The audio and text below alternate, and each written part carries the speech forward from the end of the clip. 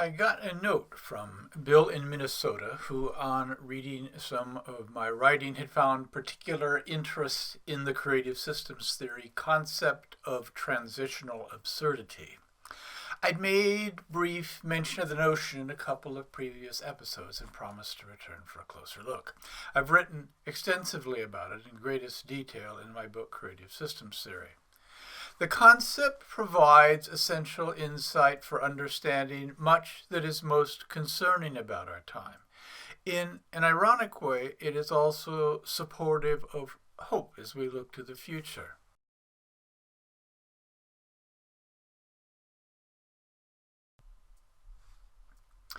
To get there, we need to start with another creative systems theory concept, what the theory calls the dilemma of trajectory. Creative systems theory maps how any human formative process, including cultural change, evolves. The dilemma of trajectory has a key place in that evolution. We can think of it in multiple ways.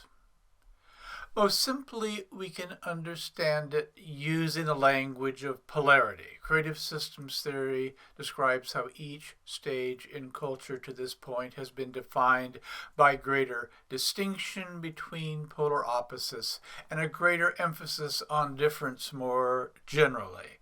In tribal times, connectedness to nature and tribe was primary. Today it is materiality and individuality that prevails. We can also frame the dilemma of trajectory in terms of intelligence's multiplicity. We've evolved in times in which the more creatively germinal aspects of intelligence, the body and the imagination, most informed experience. To be part of a tribe was to know the tribal dances and rituals, to times in which the rational, with a limited contribution from the emotional, holds the much larger influence. Enter the age of reason. We can also describe this evolution using a more general language drawn from the study of myth. Culture's story has taken us from times in which archetypally feminine influences rule to times in which the archetypally masculine is much more the defining presence. With our time, this organizing trajectory has reached an extreme. Truth has come to be defined almost exclusively by difference. For example, we view objective and subject as wholly separate worlds. We equate rationality with understanding, and extreme archetypally masculine values prevail, such as those of the marketplace or science.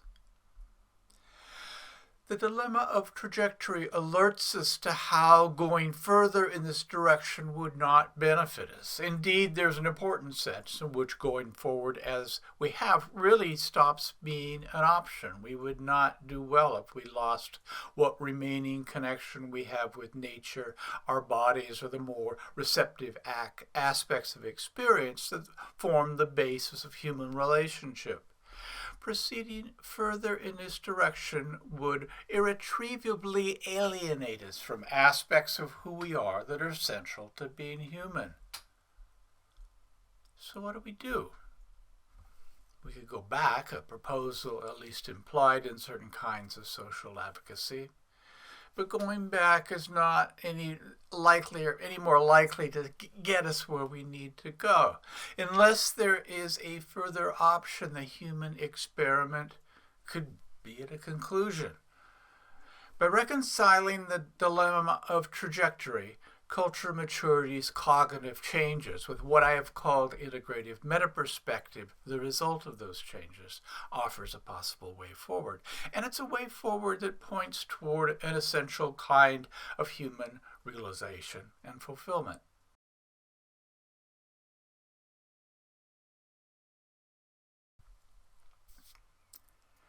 The concept of transitional absurdity relates to an observation that could seem to prove the concept of cultural maturity wrong. A lot that we see in today's world might appear to be almost the opposite of what the concept predicts. For example, ever greater political and social polarization, widespread denial with regard to essential limits-related challenges such as climate change and the extinction of species, health concerns such as the opioid and obesity epidemics, today's increasing prevalence of gun violence.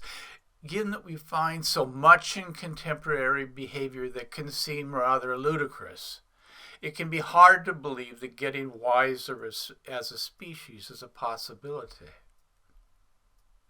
It may not be. But it turns out that much of what we see is consistent with the concept of cultural maturity. The concept predicts that our times should be characterized not just by new possibility, but also by distorted ways of thinking. Some such transitional absurdities come from overshooting the mark, extending assumptions that the dilemma of trajectory makes clear have stopped benefiting us. Others reflect regression in the face of our time's easily overwhelming demands. Some simply reflect how transition can have us forgetting who we are. In each case, unhelpful and even quite crazy responses are the result. Like it or not, we live in awkward in-between times. Applying the concept of transitional absurdity requires care. As with other tools of critique, it can become a repository for any phenomenon that our particular worldview might disagree with. We must understand it as a very specific concept requiring very particular discernments. But when we effectively grasp the concept, it provides essential insight and perspective.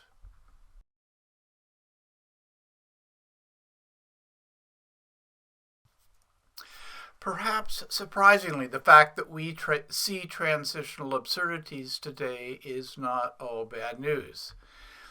These realities are very real, and they are not just absurd. If we extend them any great distance into the future, they become insanity. But at the same time, the concept of transitional absurdity offers an ironic sort of reassurance. We derive at least limited comfort from recognizing that such blindnesses and insanities are predicted. The creative necessity of transitional dynamics means that we can think that we need not think of transitional absurdity as evidence that we have gone irreparably astray. In addition, the same recognitions that make transitional absurdities predicted also support the conclusion that the potential for further, more mature changes are built into who we are. We may not weather the absurdity. I've suggested that the decades ahead will likely try the most resilient of souls. But the concept of cultural maturity not only affirms the fact that solutions exist, it suggests that in the end, a single solution, integrated meta-perspective and the cultural growing up that the concept of cultural maturity describes, works as an antidote for each of these different absurdities. In another way, we see that if we can step back sufficiently, what is being asked of us is ultimately straightforward. It will not be easy, but in the end, it's common sense. Again, I encourage questions, thoughts.